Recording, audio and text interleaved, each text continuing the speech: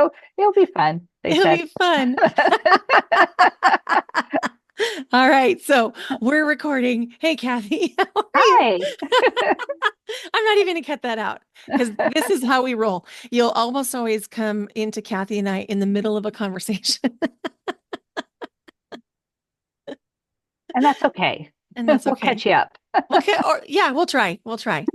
Right. Thank you for being here. Well, thanks for inviting me. Yeah. You're kind of a legend, honestly, in my community because I'm always like, Oh, well, my mentor, Cathy, but obviously we're oh, more, I mean, you're so much more than that to me. You're just like my dear, dear, dear friend and like a sister. So thank you. oh, oh, that you just made my day. Mm. Well, thank you. You do that for me over and over and over. Oh, thank you. Yeah. Yeah. So I just invited you onto the podcast just to share you. We don't have an agenda. Okay. We don't know what we're going to talk about, but we know it's going to be good. It will probably be surprising. It'll probably be surprising to both of us and to all of the listeners. Right. Yeah. So I have a little story to tell you. I was just on a podcast application call like an hour ago, and the woman popped into my Zoom screen and she'll come on the podcast later this year. And I could hardly speak because I was like, in fact, the first thing out of my mouth was, "You have orbs."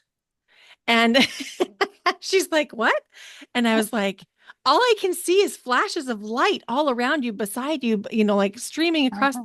And she smiled and she's like, "Yeah, I think that's my mom over there." Well, that's cool. It It's was nice that cool. that she even knows. She must feel her. Yeah, she must feel her. I remember the Yeah. first time you told me about orbs. Yeah. And in case somebody doesn't know, do you want to explain what an orb might be?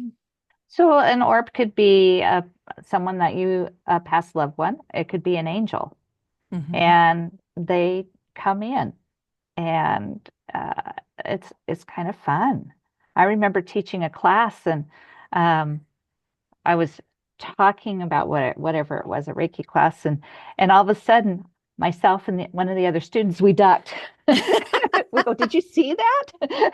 There's the orb coming in right at our heads. So, yeah, if you Yeah, pay attention, you'll see them. that's right. And you can sometimes see them in pictures. Oh, absolutely. Hmm. And they And sometimes move in the pictures. well, I was just thinking, there's times that I've gone back and looked at pictures and not noticed the orbs in there. So it Mm. makes me wonder, did I just had blinders on and didn't pay attention to it? Or all Mhm. of a sudden they're now there because I'm looking for them. So I don't know. The I mystery. It's a mystery. So I feel like, as far as my spiritual development is concerned, that you were a pivotal part of that. And I had no boundaries in my life or in my spiritual development at the time that we became friends. Well, maybe no boundaries is an overstatement, but I definitely didn't have any spiritual boundaries. And in the mediumship practice circle last week, you were talking about boundaries that people can set. And I'm going to land the plane here. I promise. I'm thinking that there were a lot more orbs in photos before I started to set boundaries than there are currently. Mhm. And this always blows people's minds when they hear that you can set boundaries with your spirituality. Do you mind sharing just a little bit about what that is and what it means?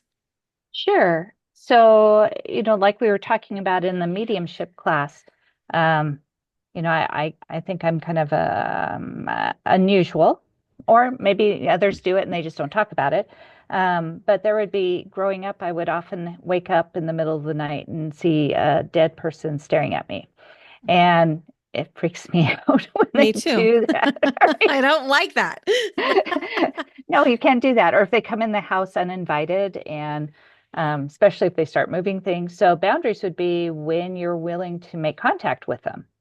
And sort of like what we called working hours. What are your working hours that you're willing to work Hmm. with them Hmm. and be able to set those boundaries because, we're still in human form. And so our body requires rest and relaxation and especially if you're an empath. You need that solitude by yourself for a while to recharge. That's right. And what you're naming is, in my own life, I wasn't sleeping well and I couldn't put my finger on why because I had the awareness to know that something was happening, but I didn't have the skills to know what. And it turns out there were parties being held in my kitchen every night.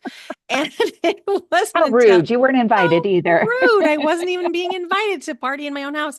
And it wasn't until I set those boundaries that I was able to sleep. Mhm. Yeah, it makes a difference.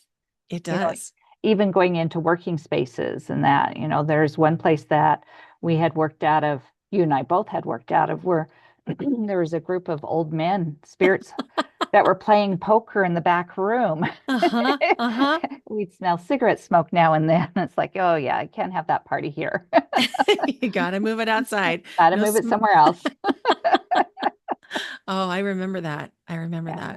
Yeah. Mhm. Oh my gosh, so good. So for the listener that's thinking, wait, I can set rules around what I see because here's my suspicion, and maybe I'm wrong. You can speak to this. I think a lot more people are spiritually aware than people admit. Mhm. I agree. I think anyone's capable of developing mediumship. Hmm. I think it's something they already do. Um, I think the typical expectation is that if a spirit is communicating with you, that it's a big booming voice from above, which isn't true. It's Hmm. more or less that nudge that you get um, when a certain song comes on the radio that means a lot to you because you're thinking of someone that's passed that you love. Hmm. It's those gentle nudges that it gives you. And then once you get into that, realize that's the spirit communicating with you, being able to go with that flow of energy and pick up all sorts of wonderful details. Yeah. It's so much more subtle Uh-huh. than the movies portray. Right.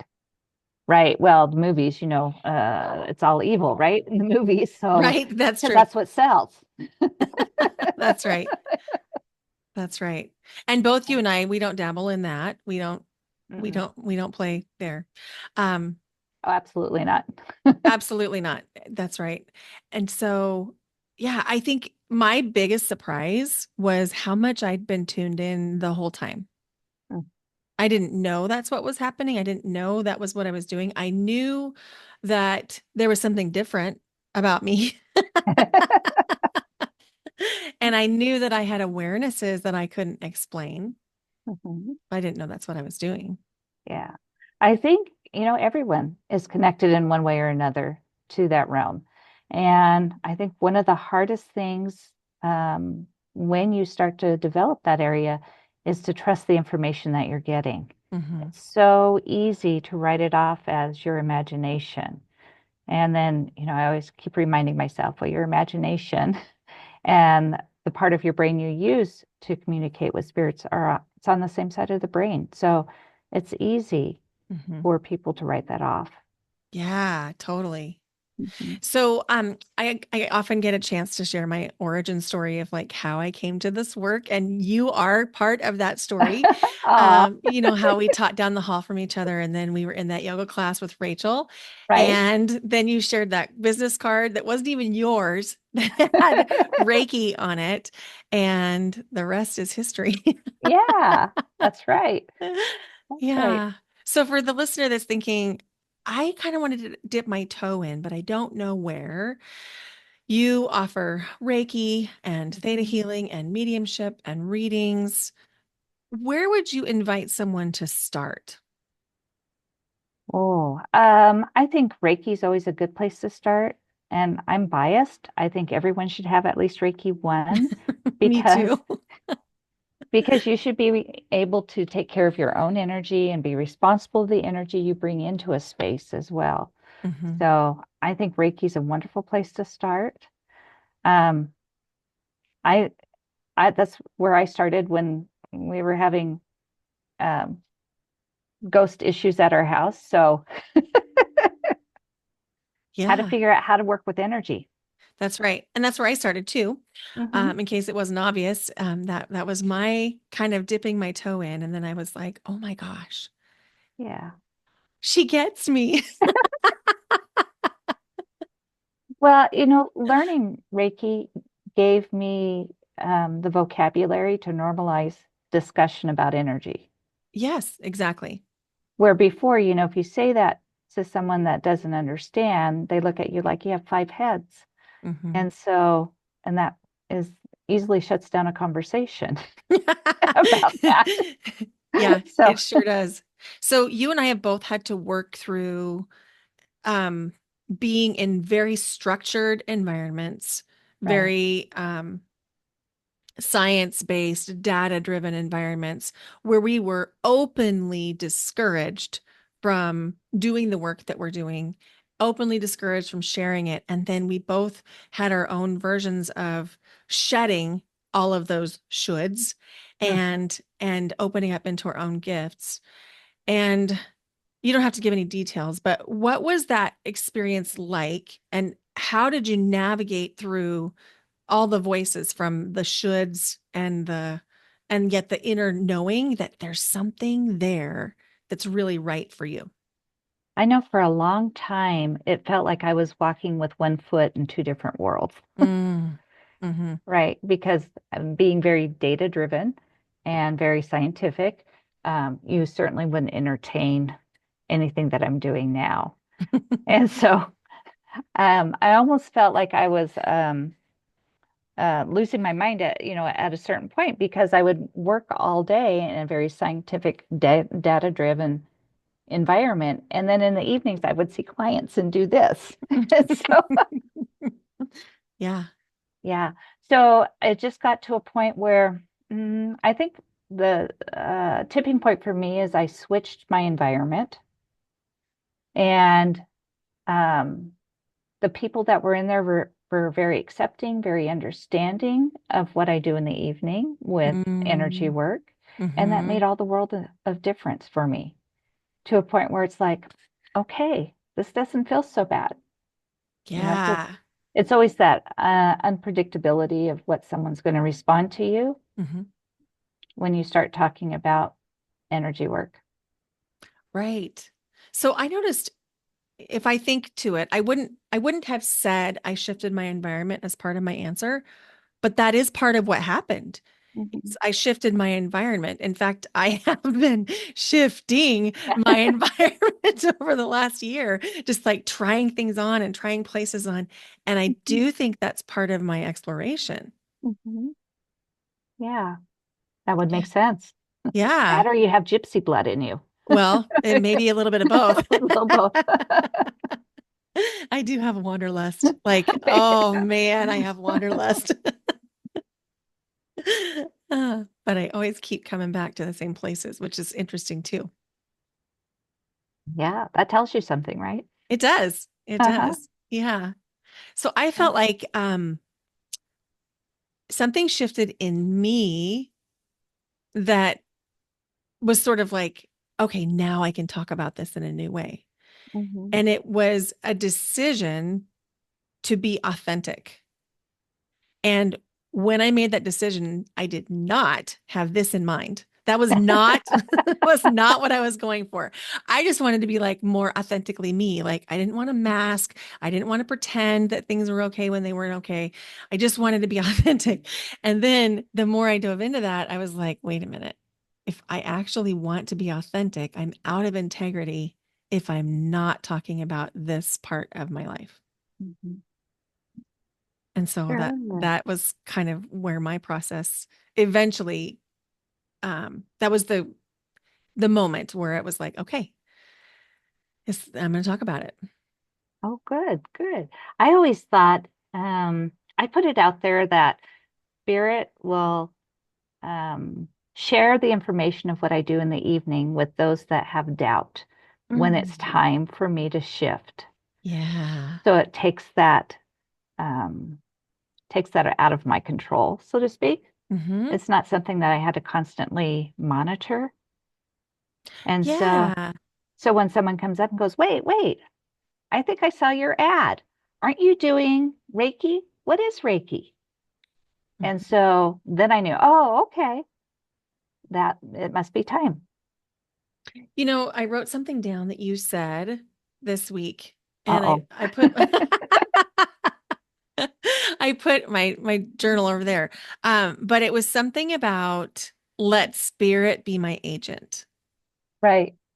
And it really hit me when you said that. I was like, oh, I'm still taking on too much. I need to actually let spirit be my agent and do more of that. So on my Right. list this week is to create my contract with spirit, my agent contract. Okay. Good, good. Someone, Danielle's from Spirit School is the one that had said that to me. She goes, "Spirit's my agent, and so they're going to bring the people that I can help to me." I thought, Oh, "Oh, perfect, absolutely. it's so good. It's so It is good. very good." So not only Reiki, you taught me Reiki, and then we discovered Theta Healing together, and then you went on and continued your Theta Healing education. Eventually, helped me upgrade my own Theta Healing um, education, and then you've gone on to study mediumship and and we did the certified Oracle card reader thing together. Remember We that? did a billion years ago, A right? billion years ago. It sure feels like a billion years ago, Feels like lifetimes ago. doesn't it? Yeah. Do you find that do you like having one thing, like I'm working Reiki now and I'm doing a reading now, or do you like to kind of braid them all together? Gosh, a lot of times they're blended depending on what my client needs. Sometimes my client doesn't know exactly what they need until they come in and we start talking about it. And then I can Hmm. say, well, are you open to? And we go from there. Because Yeah. my goal is to help wherever I can in the best way that I can. Yeah, that hits for me too. Yeah, Yeah, for me, I also braid it together. Now, I if somebody's not comfortable with something and they ask me for something very specific because let's say they they don't want X, Y, or Z, I will honor that and sure. I will respect that. But otherwise, it's a braid. It is hard to separate, once you've incorporated it into your life. Hmm. Hmm. And so it's hard to segment that out. But I always Yeah. do the best that I can if they have a special request. Yeah, absolutely. Oh, I wanted to show you something. Here, can you see? Oh, yeah, good job. So That I looks I great. thank you. I need to get another one. So Kathy put me on to a storage thing for my cards. And I thought I had a lot of cards. And so I ordered one storage thing. It was like I thought, okay, this is going to be enough. And as soon as I got the whole thing full, I found nine more decks. See, and I'm thinking, I think I might need three or four, Same. and I'm gonna have to find a spot where I can put it. So, And I yeah, still want more. It's not like I want more. It's not that. It's that I will see somebody do a reading with a specific deck of cards and I'm like, "Oh, I would love to have that deck." I just did that last night. You did? I have a new deck coming tomorrow. A sucker for the artwork in it. So, Oh, I love that. mhm. I love that. So my daughter this year asked for oracle cards or tarot cards for either one for Christmas. Okay, And so nice. I know I was really excited. And I was like, "Okay, so how many decks do you have?" And she cocks her head and she looks at me and squints her eyes and she's like, "One? The one you gave me?" And I'm like, "Wait, It what? can be. You have one deck? Oh my gosh, we have to fix this." Why are you behind? So, needless to say, she got several for Christmas. Oh, nice. Very nice. And the funny thing is, I don't rely on my cards a whole lot anymore, I don't either. but I just love the artwork and I like the process when you use them. I But I love it use, too. a lot for myself. I use them for myself too. I don't use them for clients as much. unless I have a client that is feeling really resistant. They sort of know a truth, but they're not admitting a truth to themselves. And I think that they'll take it better from the cards than me. Then I'll use the cards. I remember the first reading I did without the cards. And the gentleman goes, "Well, I thought you were going to use cards." And I go, "Oh, okay." So I brought out my cards and I typically use three different decks and I shuffled them and took, dealt out the cards. And I go, "Oh, look, that's what we talked about. That's what we talked about." It said the exact same thing that I had told him before without the cards. He goes, "How did you do that?" And I said, And Cathy's got her hands up to her sides, like with a little I shrug. I don't know. know. Oh my gosh. And you also do crystal readings. I do. I haven't done those for a long time. Those are fun to do as well. I just got a new book. It's called The Stone Witch of Florence. Oh, And it's about somebody who does crystal readings in the 1300s. oh. I haven't read it yet. This is not an endorsement of the book, but I am going to read it. Maybe it's a biography or something, right? Maybe so. Oh, maybe so. Yeah. So that makes me think of all the crystal shows, which makes me think of Sedona, which Yeah. makes me think of our upcoming trip. And so we're going to go in March and we're going to go visit and explore Sedona. So, listeners, give us any tips that we need to know. Like, are there special vortexes we need to visit? Are there hikes we need to take? Are there special shops we should be going to? Um, I had one of my students suggest a chocolate shop, and I went, "Oh, okay." oh, there's more than crystals I know I was confused a little bit for the. I go, "Okay, we'll look for it." I'm up for chocolate. there. That's funny. Yeah, I guess we do need to eat while we're there. Yeah, That'll be fun. it will be. When is the first time you noticed a crystal or a rock? Or maybe you don't even know. Because, like, for me, the first time I knew I had something for rocks was when I was pulling like rocks and crushed mica out of my pocket as a really small kid, and like, a handful of crushed mica, and being devastated that the mica had crumbled. Um, well, I have older siblings. They always told me that mom found me underneath a rock, which would really explain my love for rocks. But I've always collected stones. Always. I Mhm, can't remember not doing that. mhm. And then when I started doing the crystal readings, I used all those stones I collected as a child when I That's what do you those things. started reading with? That's what I started reading with. I didn't know that. Yeah, That's cool. yeah. That's So forever. forever. Yeah, me too.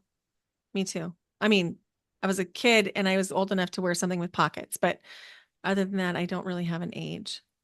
Yeah. I love crystals. I laughed, my husband, he made me promise no more rocks. And I laughed at him. Did I you said, tell him no more rocks? I'll just do crystals. I said I can't. Well, that's what he calls crystals. I said I won't promise that. I said, but I will promise I'll be more selective. Hey, what did he say? He goes, "All right." I remember the first time that I spent more than like $2 on a crystal. And then I remember the first time I spent over $100 on a handful of crystals. And then I remember when I had a line item in my budget for crystals each month. It is the gift that keeps on giving. Yeah, very true. What's your favorite part about doing this kind of work now compared to the very structured work you were doing? Oh, I find there's a lot of similarities. Hmm. Um, because with my classes, when I teach, the excitement is when I was teaching students, younger students, they always get so excited. you hear that gasp because they're just so surprised that they can do something or they, see something for the first time or something makes sense for the first time. And adults respond the same way. And I They love do. that. Oh, that's Uh, amazing. I absolutely love that. Yeah. One of the things I see in you is that you have used this as a mechanism to build community. And there is such a strong, beautiful community centered around what you've built. It's so cool and so unique. Mm. Well, thank you. Thank you very much. Yeah. I think community is really important, especially when you're doing um, any kind of work like this that's out of the ordinary. Mhm. And I live in Idaho. It's a um, one that doesn't always entertain energy work, especially when I first started. People were shocked that I put a sign out by the road and they would come in just to talk to me because I had put a sign by the road. Uh, and um, I just thought it was a wonderful way to reach out to the public. Um, we do Reiki outreaches, and so the public can come in for free and have a mini session. Usually my students run it, so they get the practice they need. They get the community built around them. So if they get stuck with answering a question or that, they have some people there that can help, and it's a safe environment. It So is. yeah, I just love it. I really do. It's And so cool. I was able to do one of your Reiki outreaches with you in August, and it felt like coming home. oh, that means a lot. Yeah, it's so cool. So Cathy is located in Boise, Idaho. So if you're in driving distance or flying distance to Boise, you can go check out Reiki Renewal and Cathy and all the things. Um, we're not done yet, but where can people find you if they want to connect with you? You can find me on my website, which is reikirenewal.com. You can find me on Facebook and you can find me on Instagram. Okay, beautiful. Beautiful. Is there one thing that you think everyone should know? I mean, obviously, we would love the whole world to be trained in Reiki 1. Yes, that's a Absolutely. given. That's a given. But in addition to that, is there one or two or even three things that you think people should know that maybe they don't? No, I think I think it's important that they trust their gut. Mhm. They call it their gut. I would call it their intuition, but public doesn't always accept the word intuition.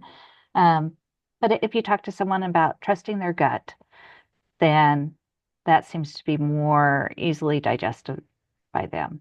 And a lot of times they talk themselves out of whatever that feeling is. They should have done this or they shouldn't have done that. And then they go against it and they regret it. Mhm.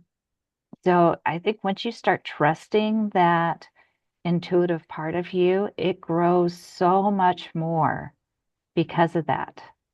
And you learn how to trust yourself. There's a lot of people out there that don't trust themselves, That's right. right? Yeah. Oh, that's so important. That's so important. And the gut, they've studied the lining of the stomach. It contains brain cells. There's actual brain cells in our gut. I believe it. I think Yeah, they found brain cells in the heart too, haven't they? I think so. Yeah. Yeah, yeah. Trust your gut. One time I did this dyad. It was really profound. I still remember it. Dyad just meaning two people. And we had to complete the statement and we had to take turns. I know in my gut, and then we had to fill in the blank. Mhm. And some of the things that like at the beginning, it was like, I know in my gut I'm thirsty, or I know in my gut, it's really surface Right. level. And then as it went on, it got deeper and deeper and deeper. And some of the things that were revealed to me by me were really profound. Oh, And so that can be a fun thing to do just to practice on your own. Just say the sentence, I know in my gut, and then fill in the mhm. blank. Yeah, that would be. Yeah, I'll have to do that. Yeah. Yeah. Is there anything else before we close today? Well, I'm trying to think if there's anything else. I mean, energy is energy. I think that's people get surprised by that it travels. And once you've connected with it, it doesn't matter if you're in the same room, if you're, on the other side of the world. I mean, energy is energy. It moves in some amazing ways. And what I've learned from working with energy is that the English vocabulary does not have a lot of words that describe how energy moves. Mhm. It's one of those things that you have to feel. Mhm. So I think if someone hasn't tried it, I think if they haven't, you should give it a try because it's really hard to explain what it feels like to someone. It's more personalized. So, Mhm. Oh, I love that. I love that. And, to your point, energy is energy is energy. One of the common things I hear people say is talking about departed loved ones, which of course leads into mediumship and and connecting with the other side. And I guess I have a question for me. okay. um, so a lot of people will say things like, I think my departed loved one, insert the blank here, is trying to tell me something. And sometimes I can feel that there is definitely that presence there, that loving energy coming through. And sometimes I can feel that it's a person's ego or a person's Mhm. human that wants there to be a message.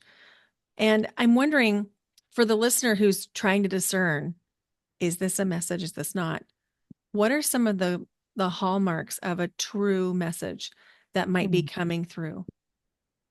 Um, I think, gosh, spirit takes so many different forms when they're trying to communicate, anywhere from giving you signs to music on the radio, if it's one that you're thinking of, to feathers. Um, I look for all those little signs to see. And then if you're talking about mediumship wise, how do you know without spirit or without ego? Oh my gosh, I'm trying to think. Have I ever seen it with ego? I was trying to, So yeah. I don't usually see it from a medium. I most often would see a person trying to make sense of something. I think whoever's doing the reading for their sitter, if they're not listening to their sitter and they start arguing with them who they brought in, Mm, I mean, that's definitely ego on the medium's part, mm, right? mm-hmm, mm-hmm, Or if the medium, and I might be way off answering your question, or if the medium starts telling you things that they think you want to hear rather than, or giving you an opinion rather than the unvarnished message from the spirit. I don't know if mm. that makes sense. Yeah, it does. In fact, you answered another question. And then I am part of this Facebook group, and I won't say which one, but there was a question where somebody posted that they had sat for a medium and that this person had given them information that was very dark, very scary, very much like a this is the rest of your life kind of a sentence type of Yeah. energy. And I know what you're going to say, but I'd love for you to say it for our listeners. That's definitely ego. I mean, spirit comes from love and light to give you messages. They don't come with doom and gloom by any means. And I think that any medium that does that is working from ego and is not working in an ethical manner. Mhm. You know, um, it's really important for me to work with integrity and be ethical in the messages that I give. So yeah, that's coming from the medium. That's not coming from spirit. Yeah. Thank you for saying that. Okay. Yeah. Yeah. You just answered all the questions and some I didn't even realize our listeners would want to hear. So I'm going Oh, to just, sorry. no, don't be sorry. So I'm trying to think if there's a listener that's like, ooh, now I'm super curious. You offer mediumship practice circles Mhm. and you also offer Reiki training and Theta healing training. Is there other things I have not mentioned? No, that's it. That's a lot. My family likes to see me. So I've just kept it to those three things. And your I give family does sessions like to for all see. those too, so. Yeah. So go connect with Cathy, Reiki Renewal on Facebook, Instagram, and the website, reikirenewal.com. Cathy, thank you. Thank you for being here. Thank you.